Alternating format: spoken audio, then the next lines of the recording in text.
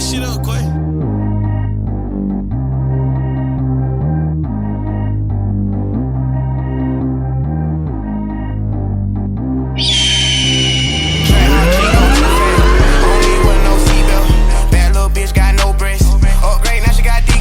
All right, boys, the long-awaited new whip is here. As you can see, we got the Trackhawk, we got the TRX, and we got the fucking jailbreak.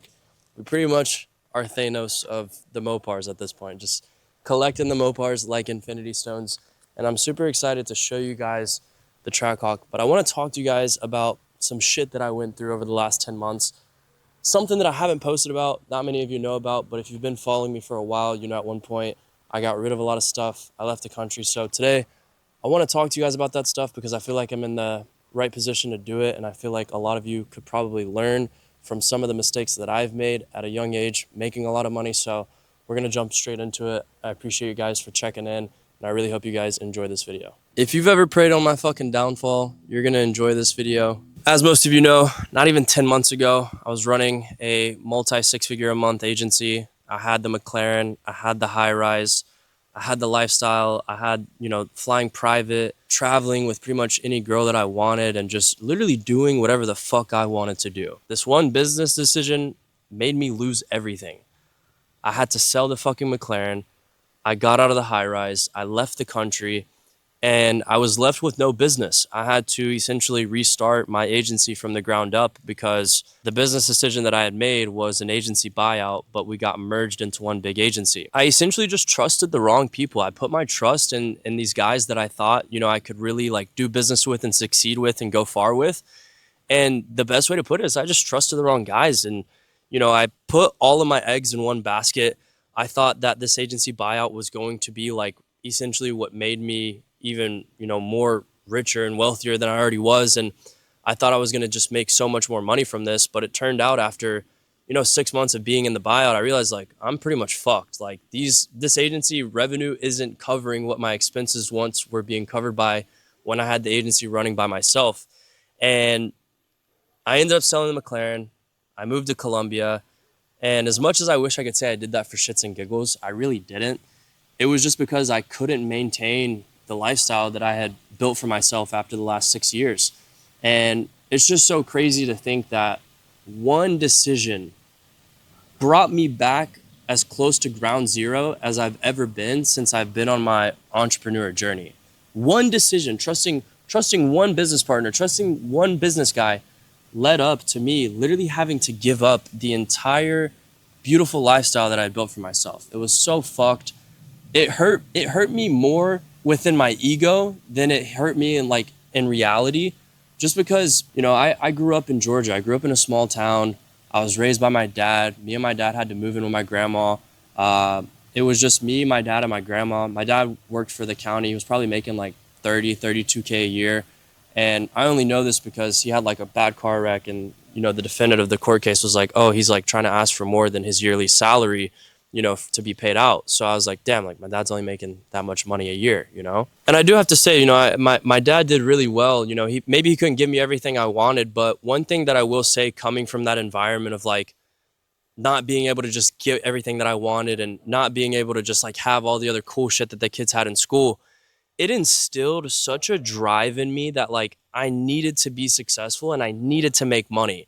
And, there's some other things too, as a kid, I love my mom, but I can't say she was, maybe the best mother, let's just say, to put it lightly, my mom had, alcohol problems, right? And we'll leave it at that. But it's just like you, I didn't have it perfect growing up. Probably, a lot of you are going through things. Maybe your families are split up, or maybe your family just doesn't have money, man. And that's what instilled the desire to be, even where I'm at now with, the current car collection that I have, the beautiful house that I have, and just being able to get back to where I'm at now. But that's what instilled the desire to even get to the point to where I had the McLaren, the high rise, living the lifestyle, traveling wherever I want, flying private, doing all these cool things. And I'm so grateful to be able to say that I didn't come from nothing, but I came from, just a little, and it going to school and seeing everybody getting their new phones and getting their fucking PS5s or whatever. I had to wait,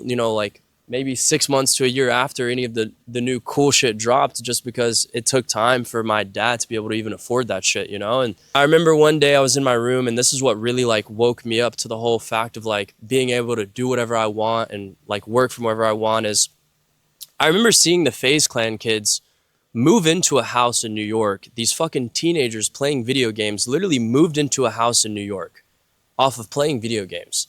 And I sat there and I thought to myself, I'm like, okay, if these guys can fucking sit here and play video games all day and make something out of that, anything is possible. It literally fucked my mind for the best. Like I had the best combination of like not really being given everything that I wanted, and also seeing, you know, these random kids make a living off video games, to the point where I was like, there is no fucking way in hell that I should have to go to school or work a real job after realizing what's possible. And when I was like 13, 14 years old, I used to cut my fucking neighbor's grass, and I used to do yard work for all the people in our neighborhood just so I could make enough money to even go buy the shit that I wanted to buy, you know? And as time went on, I kind of elevated from that. I took that money and I started, you know, buying like Supreme drops, and I would like resell sneakers, and I would fucking resell shoes, and I would make YouTube videos about that. And I even went to the point to where I was saving all of the money that I had made from the yard work stuff to go build my own setup so I could try making video games, like video game YouTube videos. I was playing COD, I was doing cut comms, I was doing all this fucking shit, like daily uploads, editing my own videos. Like, bro, I was so dialed, and I was so like dead set on like, I'm gonna make fucking money as a gaming YouTuber, that, like I said, it literally instilled this like passion, this desire to just make something out of nothing and like figure out how to make a way without going the normal route, without going the 9 to 5 or college or even going into the military. And, you know, eventually the gaming phase kind of died out. I never really got anywhere far with it. And I was so in love with that, like to the point where like my dad would shut it down, and I would literally like, I'd start crying, you know, as a kid, when you want to do something and like your family or your friends shut it down and you're really passionate about it, it really fucks you up, and it really upsets you, you know, to the point to where like you don't really know what to do. And eventually over time, I ended up finding social media. I found Instagram, I found TikTok, I found all these different platforms, and I started building a following up throughout high school. And I remember once I started doing like my social media stuff, and I even started doing the gaming stuff, even like my hometown friends, like they kind of looked at me weird. I can't say all of them. There's a few of you from my hometown that like really still supported me and were still really fucking awesome friends, and I appreciate you. You know who you are. But there were some really close kids that I grew up with that like basically they stopped hanging out with me. They stopped inviting me to shit, and I was like, you know what? Like fuck you guys. Like that made me want to be more successful with it than ever. Once not only my family shut it down, but like my friends shut it down. I'm like, damn, like all right, like I'm gonna show you guys, you know. And throughout high school, I had a very small circle. I was the fucking band geek. I used to be in the fucking percussion. I used to be in marching band. I was making my little TikToks, and like everybody would be like, "Oh, that's fucking Tyler Polly, whatever." And you know, at one point, you know, when I had the McLaren and all that shit, you know, I would look back and be like, "Ha, like yeah, that is Tyler Polly." Like now what, you know? But it's like it gets to a point to where, not to get too off track, but like the success you achieve becomes so normal that you almost don't realize the level that you've gotten to, because you get so used to the standard that you've set for yourself. And throughout high school, like I said, these guys were fucking making fun of me. Like nobody believed in me. They kind of laughed, you know. And eventually over time, when I graduated high school, I did a trip with the band, and actually someone's parents paid for my trip to go to LA in the band because we couldn't afford it. And shout out to them. I still don't know who that was to this day, but really appreciate you, because after I went to LA on that trip, I'd always told myself, like after sophomore year, I was like, when I graduate, I'm going to move to fucking LA. And like, this is the whole lure. So try to stick with me. I'm trying to like navigate like from like, you know, past to present. And, you know, after that trip, I was like, I got to move to LA. I got to move to LA. I'm going to figure it out. I graduated May of 2019. And then I had made enough connections on TikTok and social media to eventually get invited to go to LA for Halloween of 2019. And then I got invited for a week. I ended up going, saved all my TikTok money, all my resale money. So then I ended up going to LA, booked my own shit. And then I met this kid out there, and this is like, I'm going to just fast forward. Eventually one of the kids that I met on that trip come 2020, he hit me up and he's like, bro, like I got an opportunity for you to move to LA. We're doing a TikTok house. All you need is $2,000 a month. and you can move in, but you have to move in within the next 2 weeks. So I'm like, fuck. I fucking grabbed all the money that I had, which was roughly around $2,000 at the time. And I literally packed a U-Haul. I told my dad, I'm like, yo, I'm moving to LA. And he thought I was crazy because right before that, he had told me, he's like, yo, like, once you graduate, like, you either need to get a job, you need to go to college, you need to fucking go in the military. But if you're not going to do those things, I can't support you. And I'm like, all right, like, I'm going to figure it out. I was so close to signing up for college, didn't do it. I was so close to trying to like maybe get a job, couldn't do it. Just like mentally was not down to do it. And then I actually at one point went to the Navy recruiter station and I almost went to the fucking Navy. I took my ASVAB and all that shit. And then I got the call to go to LA and that's when I kind of like dropped all those ideas and I was like, fuck it, like I'm gonna make this work.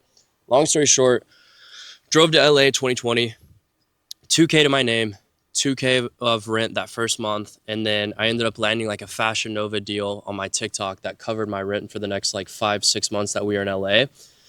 And then once COVID broke out, realized like LA wasn't the move. And then I was like, okay, like I made it out of my hometown, but I can't go back to my hometown. So where can I go next?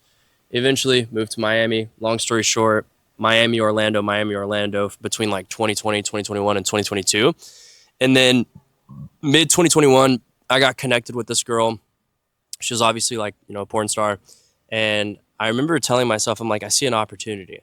I'm like, I can manage this girl's OnlyFans. Long story short, ended up managing her OnlyFans for like 6 months, moved to LA with her, took her from like 9K a month to 40K a month. And I had actually finally saved some fucking money. I'm like, all right, bet. Like, now I have some money. I'm going to go back to Miami. Ended up parting ways with the girl, went back to Miami. And then I was like, all right, how can I build this out for a ton of other creators and like run a large agency? So that's when I got the idea to start manage her and like run my own OFM agency. Built that up over the years. And then eventually, like I said, I got to the point where, you know, we had the buyout opportunity and we had all these different things that we thought were going to just make us multimillionaires from the buyout. And then it got cooked. Like, it fell apart. And then, like I said, I moved to Colombia. I sold the McLaren. I dropped everything. I literally dropped everything. I packed all of my shit in a fucking $90 storage unit. Went to Colombia. Didn't know what I was going to do. I just knew that I had to rebuild. And I didn't really think to myself, like, fuck, like, I lost everything, or, you know, fuck, I'm not making the money I used to make anymore. All I could think about was, like, what's next? Like, how can I rebuild this? I've done it once. Now I have all the knowledge, but I lost a lot of credibility with clients within that agency. So I pretty much lost all my clients, lost all my business, and I had to literally restart from scratch. So eventually, I was managing some real creators on the side. And then I got introduced to this guy, Steven. And Steven owns this website that literally has like these AI creators, okay? And if you're anybody in the OFM space, at some point, if you're not still biased to it, we're all super biased to real creators. We're like, oh, like AI is not shit. It's not like gonna make money. It's bullshit. Well, I get on a call with Steven. He shows me his platform. He shows me everything. I'm like, holy fuck, like this is insane. Like this is fucked. Like this is really, I was impressed.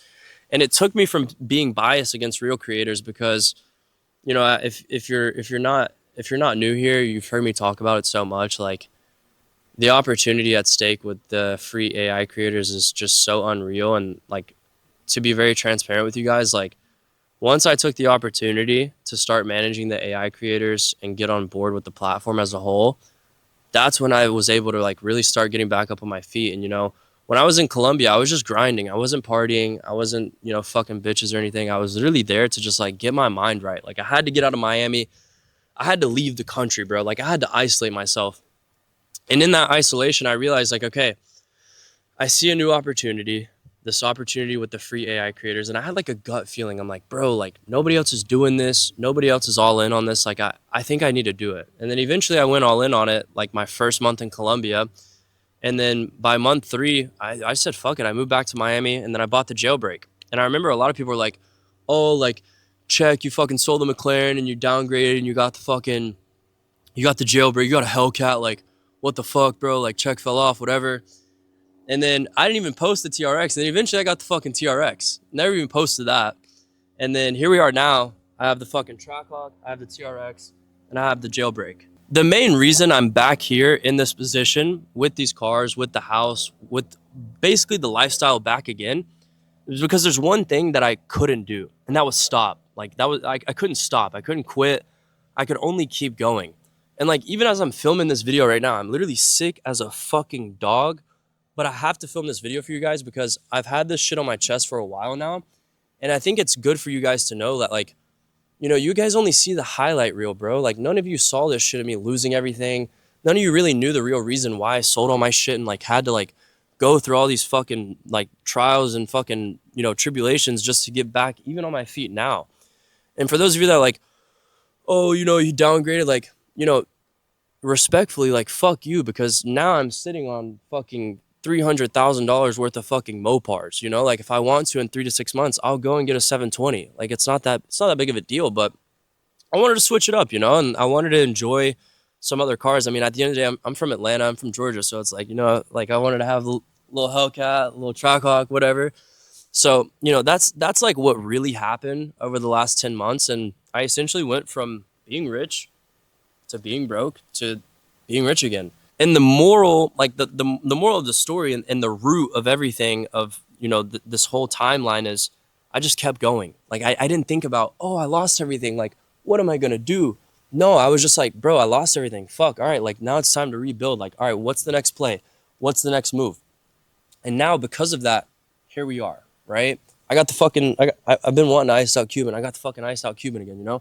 But what's important is none of this shit really matters. I'll be honest with you guys. I could still be in Colombia doing everything that I'm doing and be very happy. But I honestly enjoy the cars. I enjoy being, you know, back in the States, you know, being able to do whatever the fuck I want at the end of the day. So that's why I'm back. But you know, I'm here, and there's one thing that I have to tell you guys. It's like, no matter what you end up doing, don't think about, you know, how you're going to do it, or like, don't think about, oh, I need to plan, or like, I need to make this happen before I need to make this decision. Like, just go for what you want to go for and don't stop.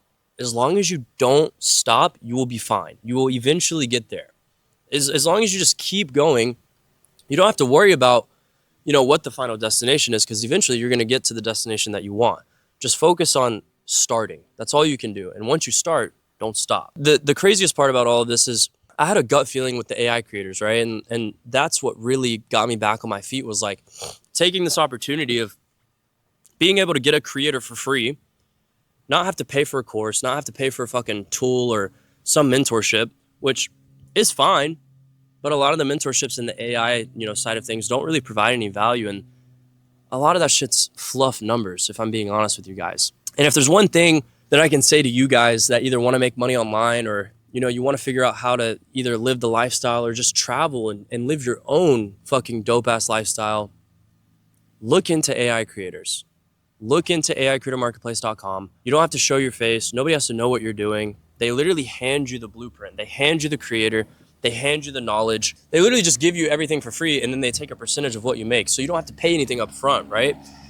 If you want to make money online, if you want to get in the position to be able to just work from anywhere, live life on your own terms, I'm telling you, I'm calling the shot right now. AI creators is going to be like the next big bubble of like online internet money opportunity. If I'm being honest with you guys, like, from my personal perspective, I think getting into AI creators right now is like buying Bitcoin in 2013. And I'm not just saying that because, oh, like, you know, check, you want us to go to this website and like claim a creator. Like, no, like, I'm genuinely telling you guys, there's kids in my free community.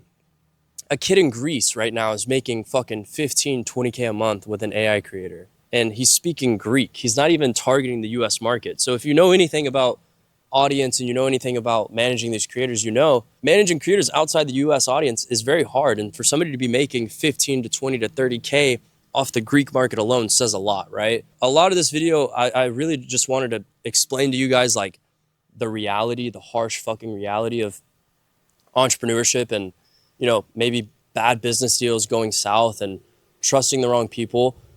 But it's part of it. Like, it's all part of it. You have to go through all of the emotions to continue to get to where you want to be.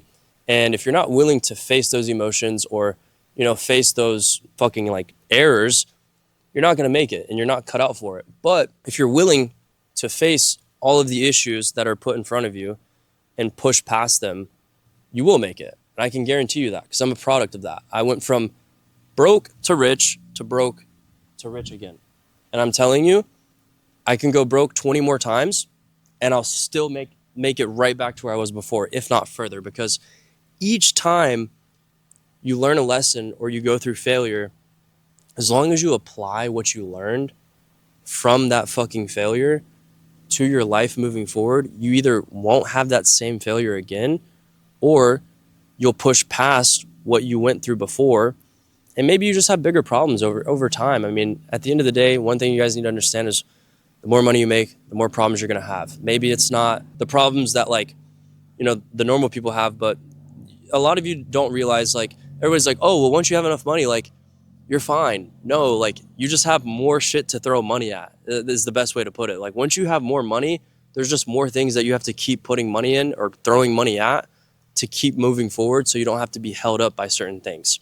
And if there's one thing that I can tell you guys from this experience is, like, man, it was super humbling, bro. Like, I had to, I started to realize, and I'm gonna wrap it up here soon, but I started to realize, like, once I was on top, when I had the McLaren and I had the fucking crib and I had all this shit and I was flying private, I started to let those things consume me. And at one point they were a byproduct of the work that I put in, but eventually I started to, like, let the car consume me, and, like, the car's a representation of me, but no, I'm the representation of the car, and it's like everybody would come to me like, yo, you're the kid with a McLaren, yo, you're the kid with a McLaren, and, like, my whole life perspective was like, oh yeah, I got a McLaren, I have a McLaren, like, I have this and I have that, but, like, that wasn't what I thought back when I wanted to just have these things. What I thought was, like, man, it would be so cool to fucking own a McLaren. And then once I got it, I just kind of, like, let it consume me. And the biggest thing that I realized is, because I let these things consume me, God had to take it away, man. He had to, I had to humble me, and he had to be like, yo, like, this isn't everything. And at one point I realized, like, I was making these things everything. The best advice I can give you is, once you start making money online, or once you just start making money in general, don't be stupid with it, okay? Because I've blown through a lot of money at a very young age. I'm 24 years old. And I've also been super blessed to live a crazy life, but that's only because I roll the dice every single time. I don't think twice about rolling the dice. I just fucking send it, and I put all my odds on the fact of, this is where I want to go and this is what I want to get. And maybe it doesn't hit every time, but when it does, it fucking hits big. And I'm telling you, if you roll the dice every single day, eventually you're going to hit big. I promise you.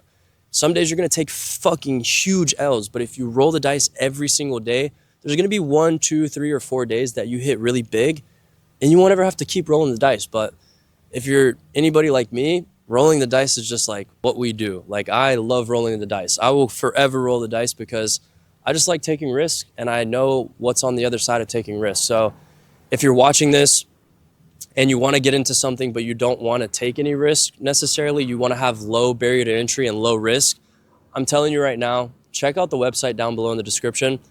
Just check it out. I'm not even going to sit here and explain it to you. Just go check it out. It's a free opportunity. You don't have to spend any money. If you made it this far, I appreciate you for watching. And honestly, I hope you guys can respect how real I've tried to keep it with you guys in this video, based on just, like, what's happened in my life over the last 10 months now. And maybe I'll do more videos like this and talk about this in a podcast in, like, a more, like, professional environment. But I really wanted to talk about this with you guys and just, like, be transparent with you. So if you made it this far, I really appreciate you for checking in. And I'll see you guys in the next video.